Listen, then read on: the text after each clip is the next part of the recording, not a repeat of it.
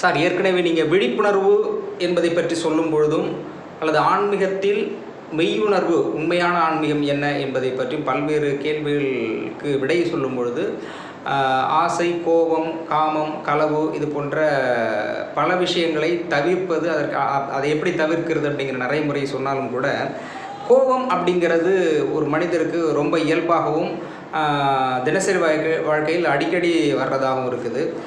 நீ ஏற்கனவே சொன்ன மாதிரி கோபம் யாருமே விரும்பி கோபப்படணும்னு அந்த கோபத்தை வரவழைத்து கொள்வதில்லை. சூழ்நிலைகளும் எதிரே இருப்பவர்களும் அதை உருவாக்குகிறார்கள். இருந்தாலும் அந்த கோபத்தை கட்டுப்படுத்துவது எப்படி, கோபமான சூழ்நிலையை எப்படி சமாளிப்பது, அல்லது அதிலிருந்து மீண்டு வந்து அந்த கோபம் தன்னுடைய மனதுக்குள் செல்லாமல் இயல்பாக அந்த கோபத்தினுடைய வார்த்தைகளாக இருந்தாலும் செயல்களாக இருந்தாலும் அதிலிருந்து கடந்து செல்வது, கோபத்தை எப்படி பக்குவப்படுத்தி சரியான வாழ்க்கை முறையில் செல்வது அப்படிங்கிறத பற்றி உங்களுடைய பதில் என்ன டாக்டர்? அதாவது நம்முடைய உடம்புல,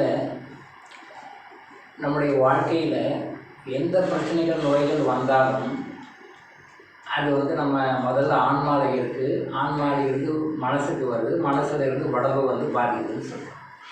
அப்போது டாக்டர்கிட்ட போயிட்டு ட்ரீட்மெண்ட் போகும்போது, சார் எனக்கு அந்த ஹார்ட் ப்ராப்ளம் இந்த மாதிரிலாம் போகும்போது டாக்டர்ஸ் என்ன சொல்லுவாங்க, டென்ஷன் ஆகாதீங்க, கோவப்படாதீங்க, மைண்டை காமாக வச்சுக்கோங்க அப்படின்னு டாக்டர் சொல்லுவாங்க. ஜென்ரலாக எல்லோரும் இது சொல்லுவாங்க, டென்ஷன் ஆகாதீங்க, கோவப்படாதீங்க, மைண்டை காமாக வச்சுக்கோங்க அப்படின்னு எல்லா டாக்டர்ஸும் அதை சொல்லுவாங்க. இவங்க ஓகே சார் ரைட் சார். ஆனால் இங்கே வந்தால் வீட்லேயோ அலுவலகத்துலேயோ இல்லை வியாபார இடத்துலையோ எங்கேயும் வெளியில் அவுட் ஆஃப் த வேர்ல்டு வெளியில் வந்தாலும் எங்கே வந்தாலுமே அது உருவாகிற சூழ்நிலை உருவாகும். கோவப்பட வேண்டிய சூழ்நிலை உருவாகும். அப்போ அந்த சூழ்நிலையை எப்படி டேக்கிள் பண்ணுறது அப்படின்னு மக்களுக்கு தெரியும். டென்ஷன் ஆகி எமோஷன் ஆகிடும். ஸோ உடனே ப்ராப்ளம் ஜாஸ்தியாகிடும், பிபி ஷூட் அப் ஆகிடும், ஹார்ட் ப்ராப்ளம் ஜாஸ்தியாகிடும், சுகர் ஷூட் அப் ஆகிடும். ஸோ இது எல்லாமே நடக்கும். இந்த கோபம்ன்ற ஒரு உணர்வு தேவையில்லாத உணர்வு தான். பட்டு இது ஒரு காலத்தில் ஒரு 30-40 இயர்ஸ்க்கு முன்னாடி ஒரு அடல்ட்ஸ் லெவலில், பெரியவங்க லெவலில் இருந்தது. இன்றைக்கி ஸ்கூல் கோயிங் சில்ட்ரன் கிட்ட கூட இந்த பாதிப்பு ரொம்ப அதிகமாக இருக்குது. கோவப்படுற தன்மை, கோவப்படுகின்ற விகிதம், கோவப்படுகின்ற அந்த காரணங்கள் தான் ஈவன் சின்ன குழந்தைகள் கூட இப்போ ஆரம்பிச்சிச்சு. ஸோ அப்போ அதனால தான் ஒரு காலத்தில் பெரியவங்களுக்கு இருந்த நோயெல்லாம் கூட இப்போ சின்ன குழந்தைகளுக்கே வர ஆரம்பிச்சு. பிகாஸ் சின்ன வயசுலேருந்தே அவங்க ஸ்கூல் போயிங் டைமில் இருந்தே அவங்க டென்ஷனு, எமோஷனு இதெல்லாம் ஃபேஸ் பண்ணுற மாதிரி இன்றைக்கி வாழ்க்கை நடைமுறை அப்படி அமைஞ்சு போச்சு சின்ன குழந்தைகளுக்கு. அப்போ இது எப்படி ஹவு டு டேக்கிள் திஸ், இது எல்லா மதங்களும் சொல்லுது, எல்லா நீதிநூல்களும் சொல்கிறாங்க, கோபத்தை அடக்கு. இப்போது கோபத்தை அடக்கு அப்படின்னு சொல்லும்போது கோபப்படுகிற ஒரு சூழ்நிலை ஒன்று வருது. அப்போ அந்த சூழ்நிலை நம்மளையும் அறியாமல் வருது. யாரும் வேணும்னு கோவப்பட போகிறது இல்லையா? யாரும் கோவப்பட வேணும்னு டென்ஷன் ஆகிறது இல்லை, யாரும் வேணும். அப்படி ஒரு சூழ்நிலை வருது. இப்போ அப்படி ஒரு சூழ்நிலை வர்றப்ப அது எப்படி ஹேண்டில் பண்ணுறது எனக்கு தெரியுது. That's I. ஸோ இதுக்கு 2 விஷயம். ஒன்று, அந்த நாம் கோவப்பட வேண்டாம், அடுத்தவங்களையும் நம்ம கோவப்படுத்த வேண்டாம். அடுத்தவங்க கோவப்படுற மாதிரி நாமும் நடந்துக்கக்கூடாது, நாமளும் கோவப்படக்கூடாது. நல்லா நோட் பண்ணிக்கலாம். அடுத்தவங்க கோவப்படுற மாதிரி நாமும் நடந்துக்கக்கூடாது. இப்போ நாமளும் அந்த மாதிரி கோவப்படக்கூடாது. இப்போ அதுக்கு என்ன பண்ணணும்? நான் ஏற்கனவே சொன்னேன் இல்லையா, இந்த தியானத்தை டெய்லி ஒரு 1 hour ப்ராக்டிஸ் பண்ணிட்டு வந்தாங்க அப்படின்னு சொன்னால் கோவப்படுவதற்கான சூழ்நிலைக்கு முதல்ல உங்கள் லைஃப்பில் வராது. நம்பர் ஒன் கோவப்படுவதற்கான சூழ்நிலைக்கு உங்கள் வாழ்க்கையில் வராது. நீங்கள் இதை பர்ஃபெக்டாக பண்ணலாம். அப்படியே ஒரு சூழ்நிலை வந்தாலும் நீங்கள் இவ்வளோ பொறுமையாக எப்படி டேக்கிள் உங்களுக்கே ஆச்சரியமாக இருக்கும். நீங்கள் தியானம் பண்ண அது ரொம்ப ஈஸியாக டேக்கிள் பண்ணிட்டு போயிடுவீங்க.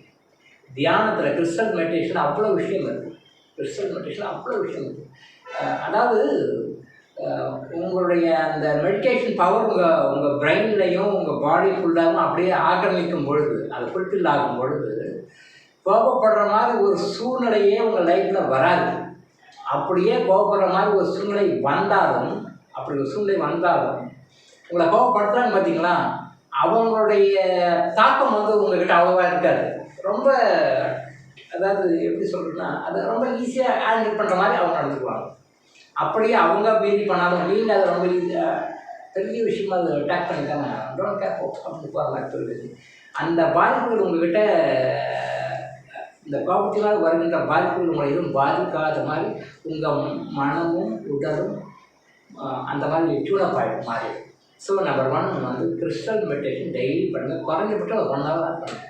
உங்கள் வாழ்க்கையில் நீங்கள் நல்லா இருக்கணுன்றதுக்காக, நீங்கள் நிம்மதியாக இருக்கணுன்றதுக்காக, நீங்கள் சந்தோஷமாக இருக்கணுன்றதுக்காக, உங்களை சுற்றியவர்களை சந்தோஷமாக வைத்துக் கொள்ள வேண்டும் என்பதற்காக ஒரு நாளைக்கு 1 மணி நேரம் எங்கள் வாழ்க்கையில் ஒரு அந்த கிறிஸ்டல் மெடிடேஷன் பண்ணுங்கள். இந்த கோபம் வந்து ஒரு பெரிய விஷயமே கிடையாது, பிரச்சனையே கிடையாது. 2வது சில இயற்கையான மூலிகைகள்லாம் இருக்குது. இந்த மூலிகைலேருந்து சில மருந்துகளையும் நாம் ரெடி பண்ணி கொடுக்குறோம்.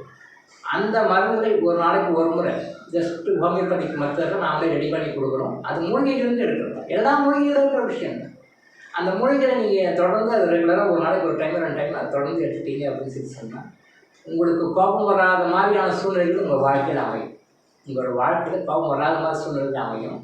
அப்படியே கோபம் வந்தாலும் அதனால் நீங்கள் எந்த வரைக்கும் பாதிக்காத மாதிரி வரும். அதை எனக்கு ரொம்ப ஈஸியாக அனுப்பிடுது. ஒரு நாளைக்கு 1 டோஸ் அது 2 டோஸ் எடுத்தால் போதும். ரெகுலராக எடுக்கலாம்.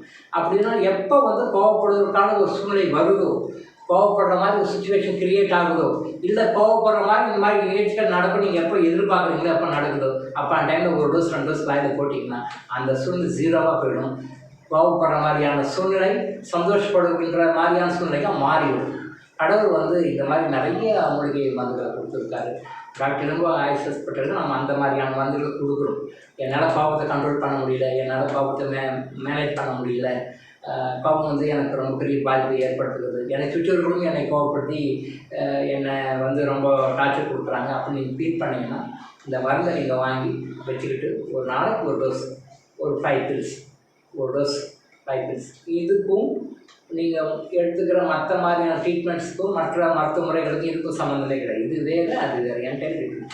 இது வந்து மூலிகையிலிருந்து எடுத்து உங்களுக்கு வந்து ஹோமியோபதிக் மெத்தடில் அதை பில்ஸாக மாற்றி உங்களுக்கு கொடுக்குறோம்.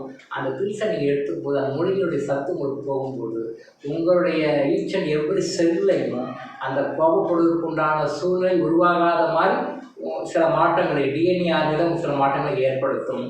நீங்களும் கோவப்பட மாட்டீங்க, உங்களை சுற்றிலும் கோவப்படுத்த மாட்டார்கள். அப்படியே உங்களை கோவப்படுத்தினாலும் கூட அதனால் நீங்கள் எந்த வகையிலும் பாதிக்காத மாதிரி, உங்களுடைய கர்மா லெவலில் நீங்கள் எதுவும் பாதிக்காத மாதிரி, உங்களை டேக்கிள் பண்ணுற மாதிரியே ஒரு மாற்றங்களை உங்கள் உடம்புல அது ஏற்படும். ஸோ இதுக்காக 2 விஷயம். கோபத்தினால நம்ம பாதிக்கக்கூடாது, நம்ம சாமம் பாதிக்கக்கூடாதுன்னா 2 வழி. 1 கிறிஸ்டல் மெடிடேஷன் பண்ணுங்க. 2வது இந்த கோபத்திற்கான அந்த கோபத்தை நீக்குவதற்கான, கோபத்திற்காக இல்லை, கோபத்தை வராமல் தடுப்பதற்கான அந்த மூலிகை மருந்துகளை டெய்லி ஒரு நாளைக்கு 1 டோஸ் எடுத்துக்கொள்ளுங்கள். நீங்கள் கோபப்படுவதற்குண்டான சூழ்நிலை உங்கள் வாழ்க்கையில் வராமல் எப்பொழுதும் மாணவமாக இருக்குது. இது வாழ்க்கையில் ரொம்ப முக்கியம்.